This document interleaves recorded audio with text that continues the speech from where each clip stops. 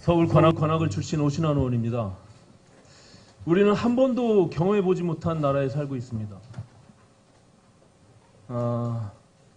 참 무능하고 어찌 보면 미숙한 그런 정권 아래 국민들은 지금 거리로 쏟아져 나오고 300만 명은 조국을 수호하고 300만 명은 조국을 구속하라고 지금 외치고 있습니다.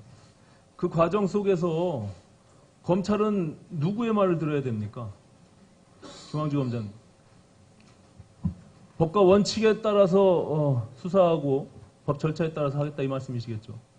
저희는 사실과 증거를 따라서 어떤 법과 원칙을 따라서 해야 된다고 생각합니다. 검찰권이라고 하는 것이 뭡니까? 요즘에 많이 검찰권 그러는데. 예? 범죄 수사 그리고 검찰청법에 의하면 공소 제기, 공소 유지 이것이 가장 중심에 있는 검찰권 아니겠습니까? 네, 그렇습니다. 그 과정에 정말 코미디 같은 일이 그것은 기본적으로 대통령이 행정부 수반으로서 국가 권력으로서의 검찰권, 공권력 아니겠습니까? 그 행정권 안에 있는 검찰권을 그 정권을 만든 집권 여당이 수사하고 있는 검찰의 검사들 고발하는 그런 코미디 같은 일이 벌어지고 있습니다. 이게 있을 수 있는 일입니까? 얼마나 무능하고 얼마나 미숙한 정권이면 그런 일이 벌어집니까? 저는 도무지 이해할 수가 없어요. 지금과 같은 상황이. 그리고 국민들을 분열과 갈등으로 조장하면서 그것을 거리로 나오게 하는 이런 무능한 정권이 어디 있습니까? 피의자 장관을 대통령의 오만과 독선으로 임명하고 결국에 국민들을 이렇게 갈갈이 찢어놓고 있습니다. 그것을 수습할 생각은 안 하고 그냥 방치하고 그 장관은 서초동에 집회에 있는 그것을 페이스북에 지금까지도 정신 못 차리고 올리고 있는 그런 장관이 대한민국의 지금 법무부 장관입니다. 도둑이 도둑을 잡으라는 것과 뭐가 다릅니까? 국민들은 어느 헌정 역사상 수백 명, 수천 명의 국무위원들이 인사청문회를 통해서 장관이 됐겠지만 한 장관을 놓고 장관이 물러나라고 외치는 국민들이 수십만 명이 거리로 나오고 그것을 지키라고 하는 국민들이 수십만 명이 거리로 나와서 외치는 이런 지금의 상황이 이게 정상적인 나라입니까? 거기에 검찰은 이러지도 저러지도 못하는 지금 이런 아이러니컬한 상황들이 벌어지고 있습니다. 예? 앞서도 동영상 봤겠지만 검찰총장의 이름을 성렬아 성렬아 외치면서 아이들을 시켜가지고 동요를 부르게 하는 이런 나라가 이게 정상적인 나라입니까? 그 정권이 정상적인 정권입니까? 무능하고.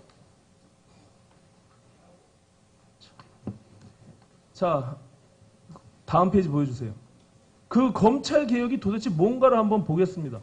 이 정권이 얘기하는 검찰개혁 보시다시피 공수처 설치 그리고 수사권 조정 이 두 가지입니다. 문재인 정부의 100대 국정과제에도 들어있고 조국 장관의 지금 페이스북에서도 그것을 언급하고 있습니다. 작년에 두 장관이 합의하면서 조국 민정수석이 함께 발표했던 검경수사권 조정안, 검찰개혁안이죠. 그 내용과 지금 제2기 검찰개혁위원회를 만들어서 하고 있는 내용, 왜 이제 와서 또다시 다른 이야기를 하고 있는지 전 도무지 이해할 수가 없어요. 정권이 3년이 지났습니다.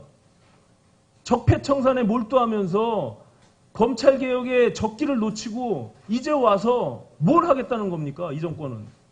왜 처음부터 정권이 들어섰을 때 검찰개혁 안 하고 이제 와서 3년이 지난 다음에 이제 직접 본인이 수사를 당하니까 그렇게 외쳤던 특수부 축소 폐지하고 직접 수사 줄여야 된다고 얘기하는 그 얘기는 귀담아 듣지도 않고 이상한 무슨 유형화된 검찰 직접 수사 유형 만들고 오히려 거꾸로 수사지휘권 폐지하고 예?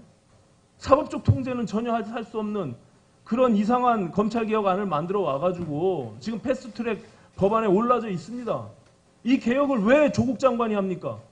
국회로 이미 법안이 지금 다 지정돼서 올라와 있는데 국회 본회의에서 이제 우리 법제사법위원회에서 처리하면 끝나는 겁니다. 다음 페이지 보세요. 초기에 검찰개혁을 해야 될 그 시기를 놓치니까 동력을 완전히 상실한 겁니다. 지난 2년 동안 적폐청산을 국정과제 1호로 규정하고 온 검찰력을 거기에 과거 정권과 달리 2018년도에는 23명의 특수부 검사를 그 2배 가까이 되는 인원으로 늘려놓고 적폐청산에 몰두하지 않았습니까? 그러면서 이제는 특수부를 폐지하고 축소하라고 얘기하는 이 전 민정수석의 말이 진정성이 느껴집니까? 검찰을 이용하고 활용할 대로 다 한 이 권력이 이제 와서 뭘 어떻게 검찰개혁을 하겠다는 겁니까? 검찰개혁의 다음 페이지 보세요.